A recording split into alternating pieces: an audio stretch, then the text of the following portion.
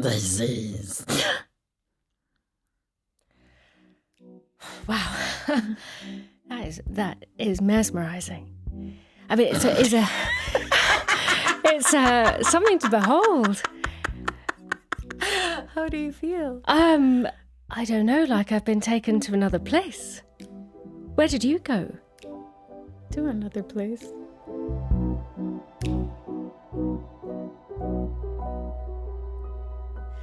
Hello, welcome to Lives Less Ordinary on the BBC World Service YouTube channel. I'm Jo Fidgen. Tanya Tugguk can do the most extraordinary things with her throat. She is an award-winning throat singer from the far north of Canada, and she makes these otherworldly sounds, these deep growls and screams and almost whale-like sounds. If you stick around, you'll hear what I mean. Anyway, throat singing was suppressed for quite some time in Canada as part of a drive to replace the language and traditions of Indigenous Inuit culture with European ways of doing things, and Tanya's family suffered hugely as a result of this. It's been a long way back, and one that Tanya is travelling in her own unique way. Just a heads up, there will be mention of suicide. Tanya, thank you so much for joining us. You're welcome. You describe yourself as a modern Inuk woman. What do you understand by that? What should we understand by that? Are you a modern English woman? I guess so, yes. Yeah, it's the same. Okay. So what would it mean to be a traditional Inuk woman? I think everyone alive living at this time, you can practice traditions and fortify them, and you're also alive now. So in a sense, everyone's a modern version of themselves because we're living now. I like that phrase, fortify tradition. Is that what you're doing through throat singing? Qatadjaq is the practice of throat singing. And how I do it is merely rooted in tradition. I always find it very important to let people know that it's not the traditional practice. It's something that I do on my own. Traditional Qatadjaq is thousands of years old, and it's two people, usually women, who engage in a really playful competition, call and response, where it gets very complex. Like the leader can shift at any time, and it's a test on your lung capacity, your epiglottal skill, your breath work, and how quick your brain can function. And it usually ends in laughter, and people don't understand why we laugh, but then if you try it, you'll see. It's silly. It's fun, and pushing each other's limits. Why is it normally women and girls who do this? Probably lots of time in the iglo and qaqmaq, together, just as any sort of practice for how people relate with each other and pass time. And it's very good for soothing children and animal noises. And then there's stories that get told. And there's different types of Qatadjaq depending on the region. Would you give us a flavour of what we're talking about? I'll just give an example of some of the sounds.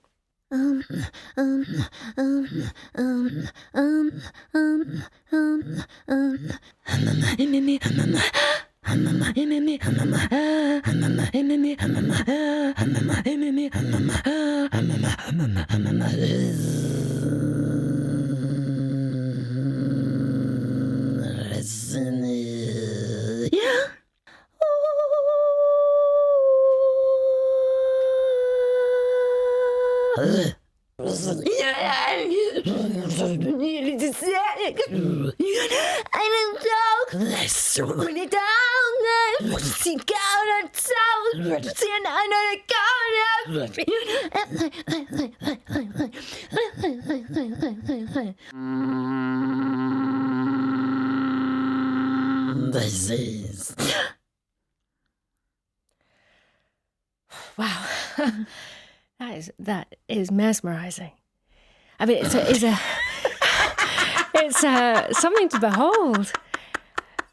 How do you feel? I don't know. Like I've been taken to another place. Where did you go? To another place. Thanks for coming with me. How do you do that? It's this place that's tiring, not that place. This is where you have to be something that everybody expects you to be. It's exhausting. And in that other place? It's comforting. I think it's something about what humans have placed on ourselves and how we're supposed to be. And I was born and raised with freedom on the tundra, like all the rules and regulations you guys live under, like it's oppressive. This extraordinary place where your family live, there's an extraordinary story to how they got there as well. In the 1950s, I think it's called the Arctic Exile, that your mum and her parents were caught up in. Can you tell us what happened to them? The Canadian government needed to make sure that they had land, mineral, and water rights of the Northwest Passage. So they wanted to solidify that they owned the Northwest Passage, and in order to do that, there had to be Canadian citizens living there. And in order to make Inuit Canadian citizens, we were given numbers, E-numbers, because nobody could say our names, or, so tags with numbers on them. And there was a lot of slaughter of the dog teams, so people would stop being so nomadic. Some communities were made that weren't traditionally lived on for good reason. So my mother and her family, she grew up in Outlettivik, which is it was a very small outpost camp outside of Pond Inlet. And I just went there for the first time this summer. And it's the most beautiful place I've ever been in my whole life. Don't go there. No, you're not welcome. What does it look like? Mountain ranges, and very clean and pristine and abundant and very, very peaceful. And the Canadian government approached some families that were living there and went, hey, we want to move you. You should move to this place. There's going to be lots of animals. The land's beautiful. It's going to be great. You should come. We'll give you housing. We'll give you everything. And they said that they could come back if they wanted to. They got to Qaswituk, and it's a completely different environment. There was no housing, and there was no food, and there was nothing there, and they were not allowed to go back. And my mom said they almost starved because they were unfamiliar with the land, and there was a very lack of animals and understanding of the new environment, as opposed to the more familiar and abundant place of Outlettivik. So there was a very, very difficult transitional period where it's miraculous that they even survived. Absolutely miraculous. So they weren't given food or housing, you say. So where did your mum and her family sleep? Well, people were used to building shelter. I think that my grandfather built something out of there was an army base there. Their dump.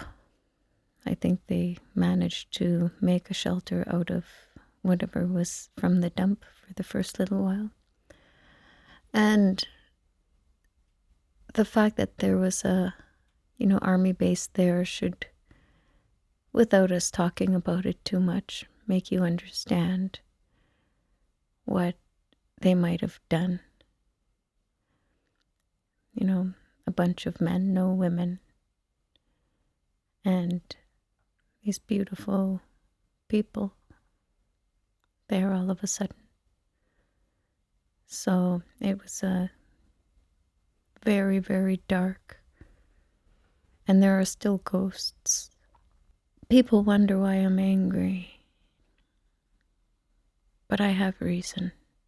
Did your grandparents want to return? Did they ask to return to where they'd come from? I've never asked them, so I don't know, but I'm going to assume so. It took a month on the ship. They had to switch ships, and my grandmother was very pregnant. She gave birth on one of them. My mother said she recalls there being a tiny board put between the two ships, and they had to walk across it, and her mother was very pregnant. You were born in that area? I was born in Cambridge Bay, and then we moved to Resolute again and back to Cambridge Bay when I was 6. My father, he was born here in England. Oh, okay. And I'm going to have an English passport soon. Okay. I'm colonizing myself. So your father was of Inuit heritage or No. European heritage? English and Polish. Okay. So did you grow up then in a sort of mixed culture or very much an Inuit culture? Or it was very, very Inuk dominated, and the small communities still are. And your dad took that on board completely? Well, yeah, obviously. He's a true northerner now. He can't function that well outside of there. And like a lot of people, I have friends who never left. Because obviously there's this history, which goes on surprisingly recently, of suppressing Indigenous cultures in Canada. I know you were caught up in part of that. You went to a residential school for a few years, but schools that were set up explicitly a long time ago to Europeanize Indigenous children and to make English the dominant language and Christianity the dominant religion and so on. What was your experience in a residential school? What was your, other relatives' experience in times gone by of residential schools? It wasn't great. It felt like jail. We had to sign in and out of school. We were allowed out only at certain times. There were chores, there were punishments. All our time was regulated for us. And of course, as children that grew up with the freedom, it was difficult. And there was a cultural tension in the high school between the white kids and the Dene kids and Gwich'in kids and Inuit kids. And it was difficult. And it was also really great. I had some of my friends there, and I made a lot of great friends and had a lot of wonderful experiences, but ultimately it was too difficult for me, and I had a suicide attempt there and had to go home and then finish my school via correspondence. This is before the internet. So it was by mail, snail mail. I got my high school diploma. Things clearly got very, very bad for you there, things that you haven't been explicit about, but what was happening behind the scenes? Well, many things. I think it was the traumatic experiences growing up, because statistically Inuit live under very, very stark statistics, and there's a lot of trauma. And we had laws, strict laws. There was a reason it was so peaceful for my mother growing up in Outlet Divik. There was code of conduct that was quite valiant and dignified. Those laws got taken away from us. So the imposition of a legal system right? With the courts, with the lawyers, and then that alongside, the poverty, the loss of culture. It's a petri dish for trauma. So when I went from the community into residential school, where I further had to feel ashamed of who I am, I guess I thought it would be better if I wasn't here anymore. And to be quite frank, that's a thing that has come and gone my entire life. I'm a vulnerable person. I'm much better now than I used to be, but there's always a precipice 2 steps away, and it's all I can do to survive. I was away and I went to Halifax to get my BFA, and This was at university age. yeah, university age. My mother's a remarkable woman. She's so strong.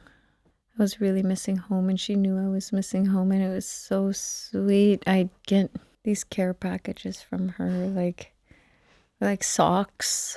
She sent me a cassette tape, and you know how we used to be able to record tapes, and I think it was 80s hits was scratched out, and there was some recordings from home.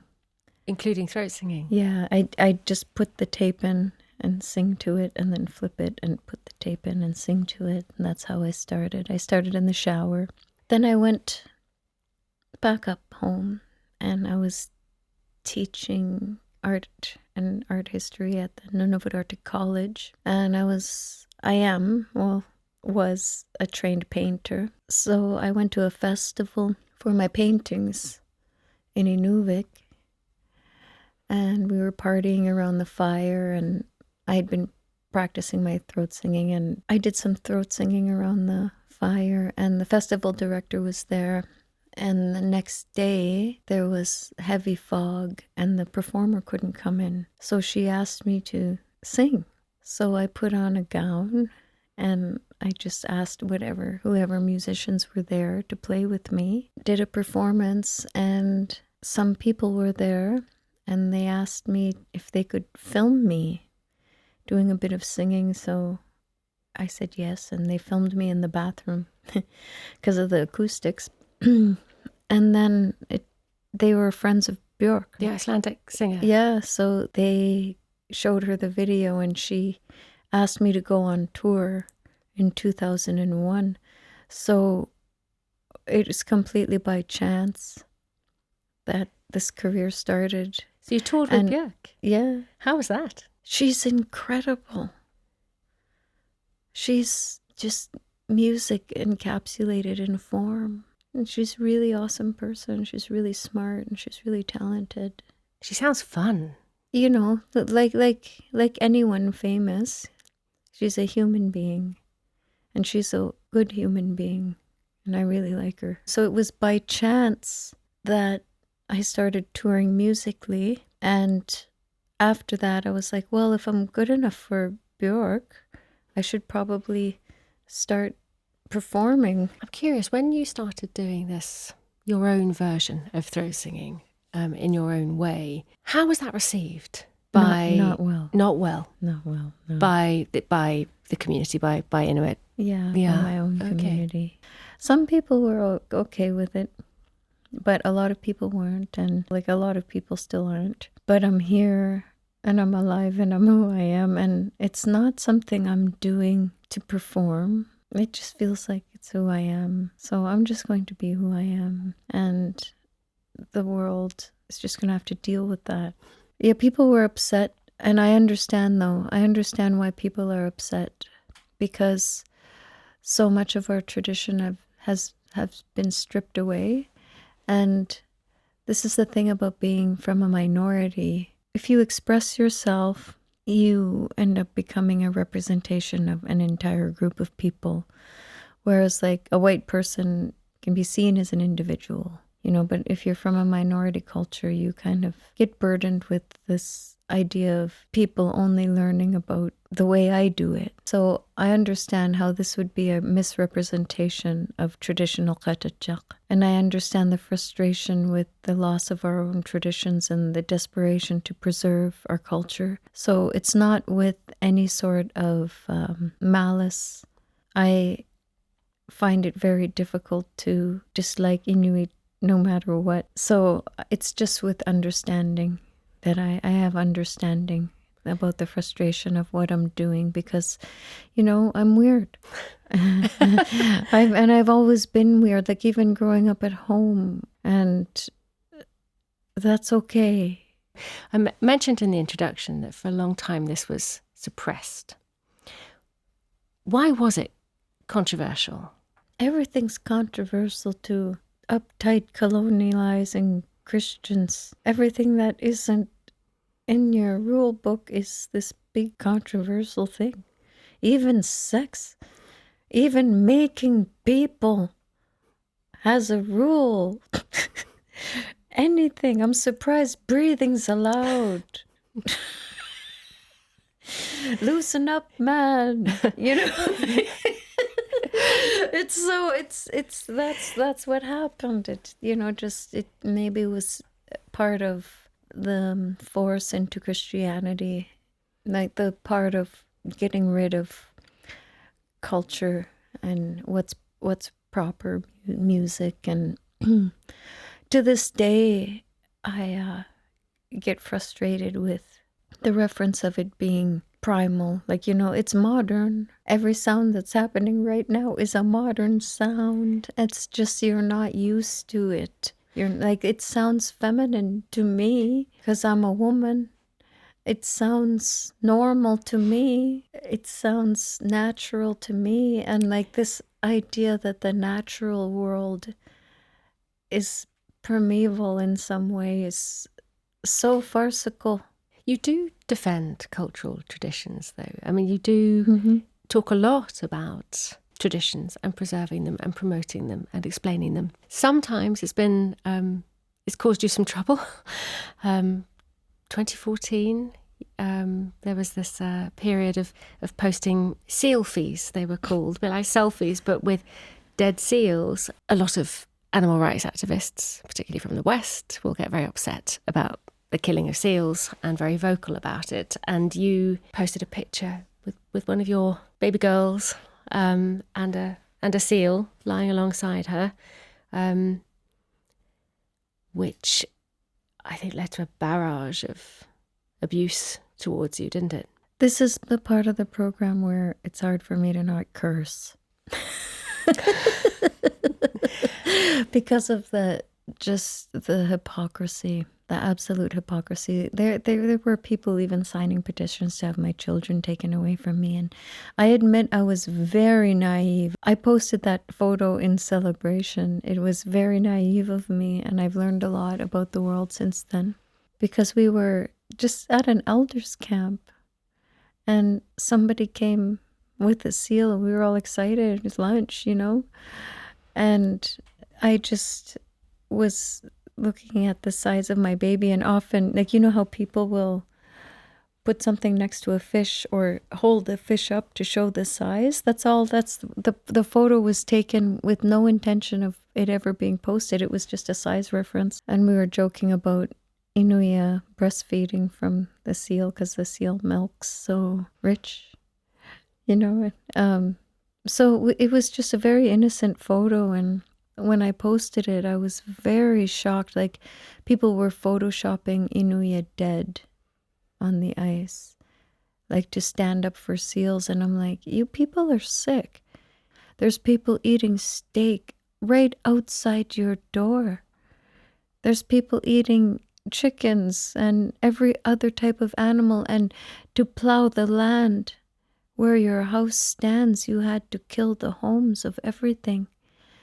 This absolute ridiculous idea that there are people that are living ethically without hurting the environment is just laughable to Indigenous people. Well, I can't speak for everyone, but to me. Will you tell us what part seals play and seal hunting plays in, at home? Well, you like going to the grocery store, do you? It's just, that's it. That's our grocery store. The land is our grocery store.